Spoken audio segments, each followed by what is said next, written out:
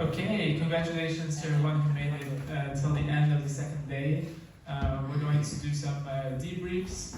I think it's been a long day. We've had 3 tracks, all working in parallel. So first what I'll do is invite the DevNet track lead O to give us a summary of some of the learnings today. So for the DevNet track, I think it's a very exciting day. So we try to get clean Ream and Seam talking together. So far we are able to get it to talk, but it's not talking the same language exactly. But yeah, so we discovered networking issues, gossip sub issues, and so on and so on. We're getting to the consensus issues between Ream and Seam, and still for clean and Seam is on the gossip sub handshaking. So hopefully we're going to continue over tonight after dinner as well, trying to get it up. Finger crossed, we should get them up. pq drop that 0 up without speaking. Hopefully tonight. And then what else? Bindings? Oh, bindings. Yeah. So we discussed a lot about bindings. I probably can't summarize that part. If anyone could chime in on the bindings, maybe some lessons first. Yeah, just thinking.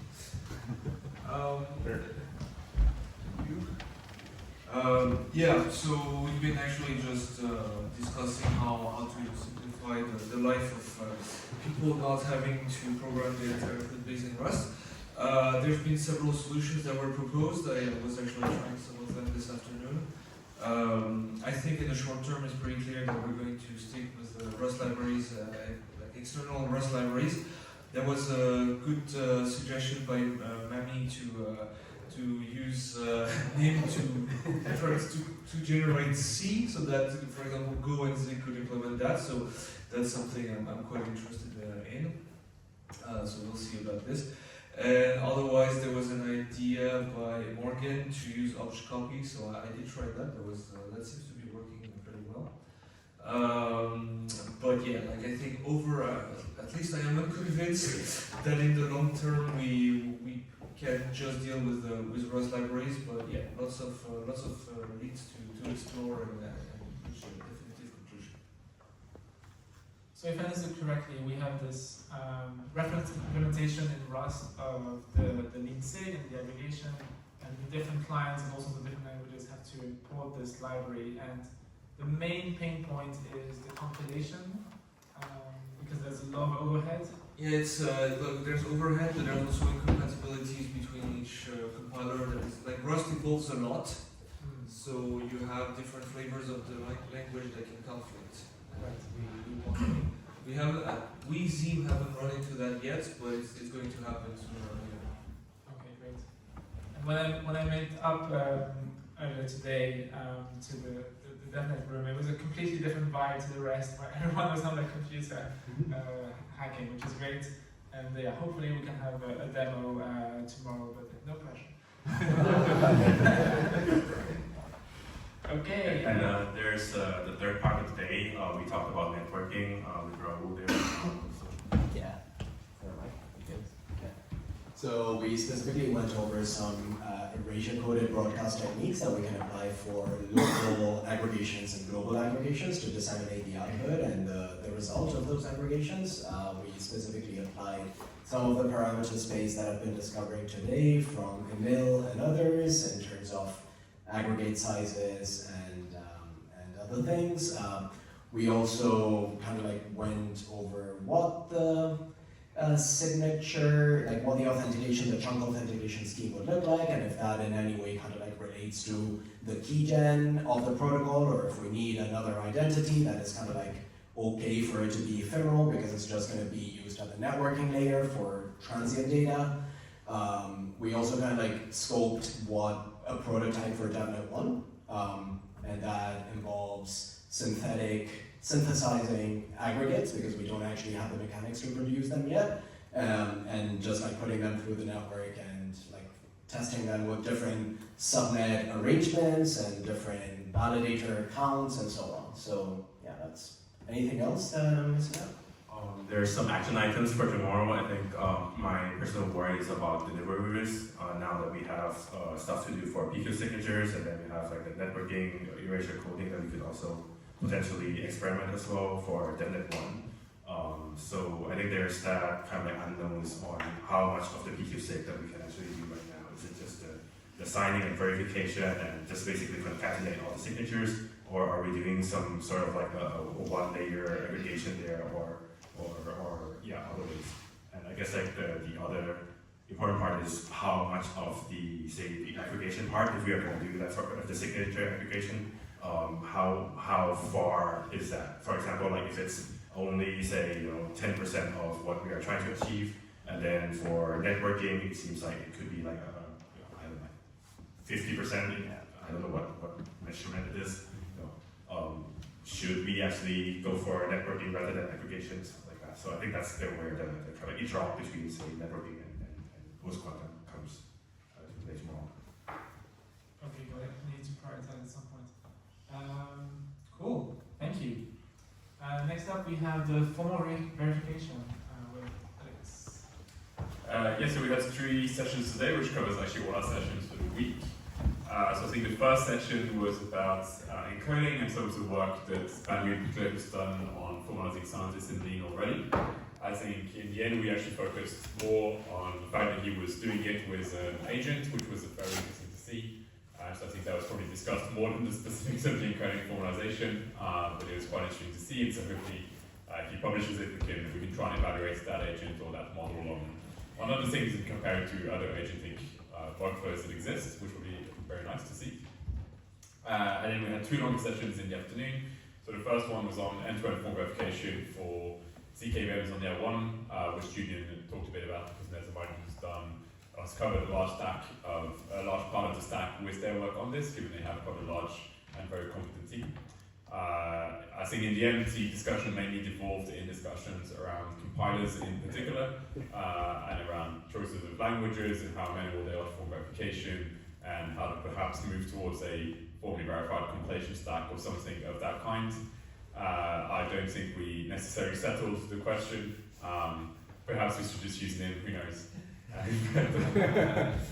But it was quite interesting to get obviously some opinion and feedback from people who actually work with compilers, and to hear a bit more about that. And then we covered a few kind of other aspects, and that led quite naturally into the second afternoon workshop, which was on Artlib, where Kwong and a bit of Julian gave us a bit of a walkthrough of the current state of Artlib. In particular, we looked at some basic examples in coding theory and some more interesting and relevant examples in terms of cryptography, by looking at both the interactive oracle reduction framework that we have and that Kwong has been working hard on, as well as the Freud specification that we now have, which was merged in, I guess, this week.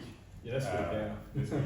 I think I pressed the merged version on Thursday before coming here, and I think we were quite happy to get some eyes on this from cryptographers. It's obviously a big thank you to Giacomo and Ulrich and Nico in particular, and Benedict, who were able to give some interesting feedback and comments about some of the work there, and hopefully we can continue to engage with the wider cryptography community to make sure that obviously what we're doing is going in the right direction in terms of choices of definitions and choices of how to formalize things, as well as hopefully being able to show off nice results such that, with Fry we're very close to having something that says this construction is sound and this construction is an actual program to trust, which will be a very exciting milestone, which will probably come very soon. We need to merge computable polynomials and that's it. Do you foresee a world where, maybe in 2-3 years, where academics will write proofs in Artlib? I find it very interesting that mathematicians are doing it and computer scientists are not. And for the encoding form verification, do you think that's something that could be done in Artlib as well? I think you could do it could. I mean, it uses, for oracles, it uses VCVIO, which is what we also use in Artlib, so we're already sharing the kind of oracle backend.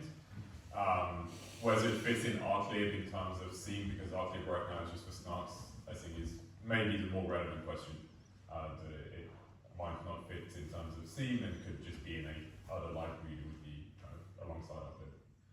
But that's something we'll probably just discuss. Is Julian here? Yeah, I'm here. Do you have any words to share? I think Alex pretty much covered everything. Other than, like, I mean, I can add a couple more details. Like, The Nethermon client compiler stuff. Yes, that's it. But command server is quite very important. But no, yeah, I mean, in a little more detail, we did specifically talk about the verification of RISC-V ZKVMs, the work by Galois on like RISC-V spec extraction, and the work we've already done with a bunch of ZKVMs to get them verified against this formal RISC-V spec. But yeah. Yeah, once we can do RISC-V, we can definitely do leanVM. Sorry, once we can do Once we can handle the complexity of RISC-V, we can also handle that of leanVM. Yes, yeah. And in fact, we have one VM which is virtually end-to-end verified against the RISC-V spec. So Or for the circuit. yeah. Okay, what's the name of that? Oh, Secret until next we- week. you But I'll will. tell you we- later. Yeah, he can tell you privately. We have an NDA, but we will be announcing this in a few days. So And the apologies. Okay, interesting. Thank you. Next up, we have the theory group with Benedict. Yeah, so we had two cool sessions today. The first one was in the morning, the toy problem session. So Albert gave a great talk about the toy problem and his latest results. I guess the summary is that the toy problem conjecture is wrong. Yeah, maybe we should not trust too much in it because it's wrong. But also, was particularly helpful in anything. Right. So I guess the conclusion of it is that it's wrong and not particularly helpful because it's also interactive, and it's about the interactive protocol, but we care about the security of the non-interactive schemes. So maybe to understand the text, it's a good thing to look at these simplified settings, but to understand the concrete security level of snarks and starks, it's not the right thing to look at. And I believe that almost immediately after the session, Angus found that there's a better attack, and it's even more wrong than Right, than but it was it- this morning. Yeah, for the interactive case. So Okay, got yeah, it. quite a long discussion. Okay. And then in the afternoon we had a long mutual correlated agreement session with Elon and Ulrich, and they both gave great talks. Elon's talk was more about like what is correlated agreement, what is the current state of the art. There was a great table on the slides to see that, and Ulrich's talk was about sort of what is the common theme of proofs for correlated agreement, and I think that was also quite helpful for us. Yeah. Anything to add from the conference? So in the mutual correlated agreement, Elon spent a whole hour just going through the statement, the definition of mutual correlated agreement. Right, So and we discussed is this a good way of writing it down, and I guess that's sort of a useful discussion for the proximity price. And also it's a good lower bound because that means it takes more than 1 hour to prove it. Okay, great. And then finally we have the implementation group with Thomas. So today we had two sessions. The first one was about leanVM, and we went through the white paper wrote by Emile with the different stuff. So we learned about like the memory models, the different opcodes that are currently in the leanVM, the way we proof like the final execution, the way we are organizing the code a bit, the compiler, also the read-only memory that we have, and a bunch of questions how to design minimal ZKVM, the choice that we made compared to the other ones, the recursions that we have to deal with. So all of these questions, reading like page by page the leanVM papers that can be found directly as a PDF in the repo.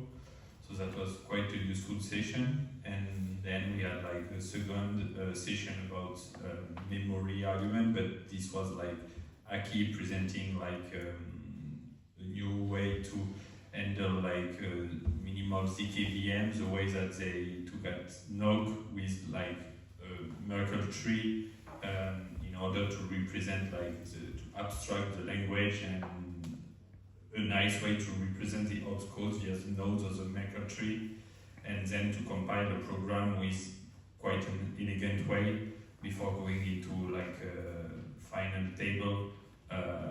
So another way to see minimal ZKVM. And before we started this post-quantum workshop, we had a dedicated leanVM day on October 3rd, where we have about 7 hours of content on leanVM. So if you want the extended version of the 1 hour recording, it will be made available on YouTube. Great, so that pretty much wraps up the day. We don't have any planned dinner, so you're free to just stay around here. We don't need to vacate the room, I believe. And you're free to just break out in small groups for dinner. Thank you so much.